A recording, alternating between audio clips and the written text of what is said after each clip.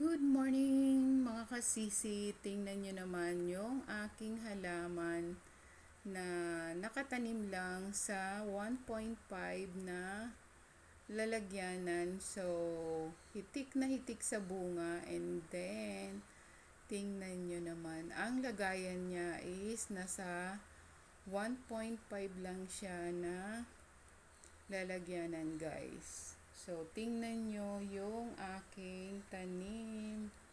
Ang dami-dami niyang bunga.